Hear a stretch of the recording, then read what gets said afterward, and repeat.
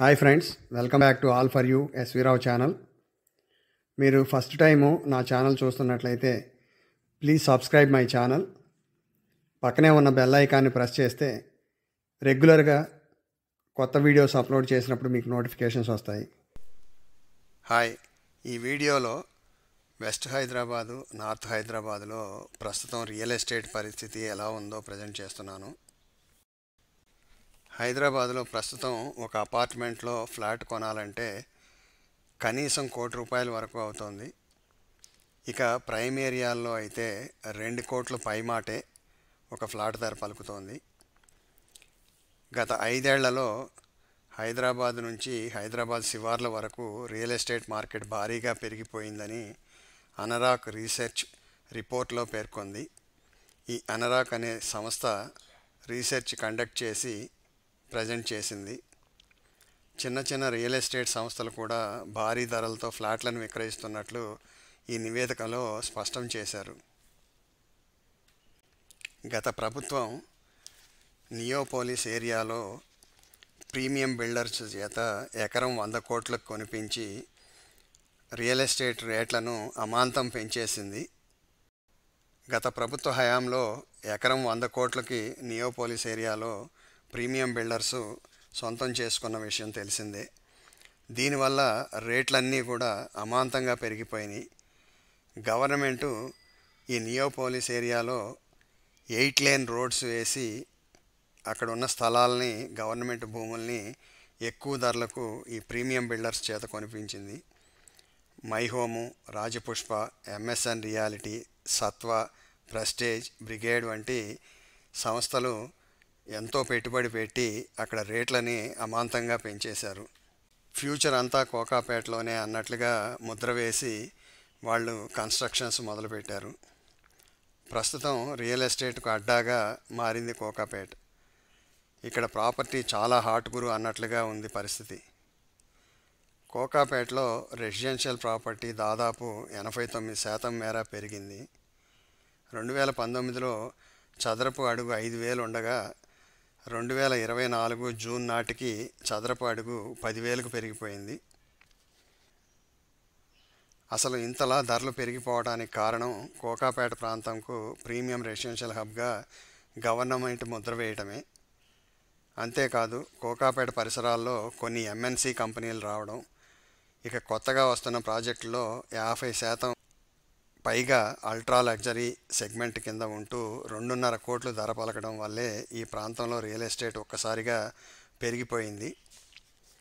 కానీ ఫ్యూచర్లో ఈ ఏరియాలో చాలా ప్రాబ్లమ్స్ వచ్చే అవకాశం కనిపిస్తుంది. కోకాపేట తర్వాత బాచుపల్లి బాగా డెవలప్మెంట్ అవుతున్నట్లుగా కనిపిస్తుంది. ఒకప్పుడు బాచుపల్లికి వెళ్ళాలంటే చాలా కష్టంగా ఉండేది. కానీ కాలక్రమంలో బాచుపల్లి వైపు పెద్ద ఎత్తున అభివృద్ధి జరగడంతో చాలామంది అక్కడ ఇళ్ళు కొనుగోలు చేసేందుకు ఆసక్తి చూపుతున్నారు. ఇప్పుడు బాచుపల్లి కూడా హైదరాబాద్లో ఒక హాట్ ప్రాపర్టీ హబ్గా ఉంది అని చెప్పొచ్చు. 2019లో బాచుపల్లిలో చదరపు అడుగు 3,700 ఉండగా 2024 జూన్ నాటికి ఇది 5,800గా పెరిగింది. ఇదిలా ఉంటే తెల్లాపూర్లో 2019లో చదరపు అడుగు 4,800 ఉంటే ఇప్పుడు అది 7,400కి ఎగబాకింది.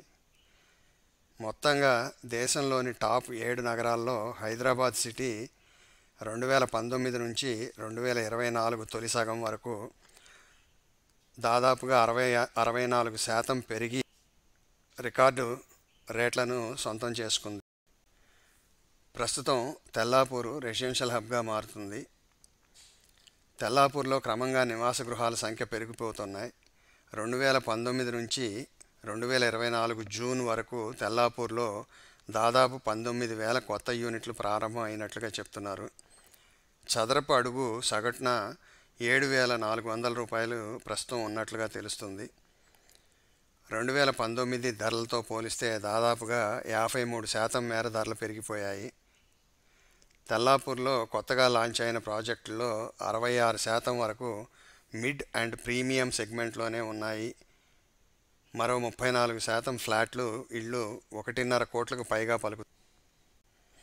ఈ విధంగా ఏ ఏరియాలో చూసినప్పటికీ ఒక అపార్ట్మెంట్లో ఫ్లాట్ 1200 లేదా 1300 ఎస్ఎఫ్టీ కొనాలి అంటే మినిమం 1,00,00,000 అవసరం అవుతుంది ప్రస్తుత పరిస్థితి. చూసినట్లయితే దాదాపుగా 2,00,000 ఫ్లాట్లు ఖాళీగా ఉన్నాయి. ఇన్వెంటరీ బాగా పెరిగిపోయింది. అవి క్లియర్ అవడానికి దాదాపుగా 5 సంవత్సరాలు పడుతుంది అని చెప్పి కొన్ని సర్వేలు చెప్తున్నాయి. అయినప్పటికీ కొత్త ప్రాజెక్టులు స్టార్ట్ చేస్తూనే ఉన్నారు. ఈ విధంగా బిల్డర్సు ఆర్టిఫిషియల్ డిమాండ్ క్రియేట్ చేసి ధరలను బాగా పెంచేసి అందుబాటులో లేకుండా చేస్తున్నారు. మొత్తానికి హైదరాబాద్లో ఒక మధ్యతరగతి కుటుంబం ఇల్లు కొనుగోలు చేయాలంటే ధరలను చూసి చాలా ఆలోచించాల్సిన పరిస్థితి కనిపిస్తుంది. దీంతో తమ బడ్జెట్లో అద్దె ఇంట్లో ఉండడమే చాలా మంచి అని ఆసక్తి చూపుతున్నారు. కరోనా టైంలో రియల్ ఎస్టేట్ ధరలు పడిపోయాయి అన్నది కేవలం ప్రచారమే కానీ వాస్తవానికి ధరలు ఏమాత్రం తగ్గల. ఇక ప్రస్తుతం ఉన్న పరిస్థితుల్లో సామాన్యుడికి హైదరాబాద్లో సొంత ఇంటి కళ అందని ద్రాక్షగానే మిగిలిపోతుందని పలువురు విశ్లేషకుల అభిప్రాయం. ఈ పరిస్థితి ఇలాగే కొనసాగితే మధ్యతరగతి వాళ్ళు సొంత ఇంటి కళ నెరవేర్చుకోవటం చాలా కష్టం. వాళ్ళు అద్దె ఇళ్లకే పరిమితం అయిపోతారు. వీటన్నిటికీ తోడు ప్రస్తుత గవర్నమెంటు ముచ్చెర్లలో ఏఐ సిటీ అని ప్రకటించి రియల్ ఎస్టేట్ భూము పెంచడానికి ప్రయత్నిస్తున్నట్లుగా విశ్లేషకులు చెప్తున్నారు. అట్లాగే రీజనల్ రింగ్ రోడ్డు అనౌన్స్మెంట్తో హైదరాబాద్ రియల్ ఎస్టేట్ పెరిగిపోతుంది, మంచి భూమి వస్తుంది అని చెప్పి చాలా ప్రచారాలు ఇవన్నీ చూసి మధ్యతరగతి ప్రజలు ఫ్లాట్లు కానీ ప్లాట్లు కానీ ఇళ్ళు కానీ కొనుక్కోవడానికి భయపడుతున్నారు. ఏ ఏరియాలో కొనుక్కోవాలి, అసలు రేట్లు ఎట్లా ఉన్నాయి, ఇవి తగ్గుతాయా పెరుగుతాయా ఇట్లాగే ఉంటాయా ఏమీ అర్థం కాని పరిస్థితి. Thanks for watching this video. Please like, share and subscribe to my channel. Thank you.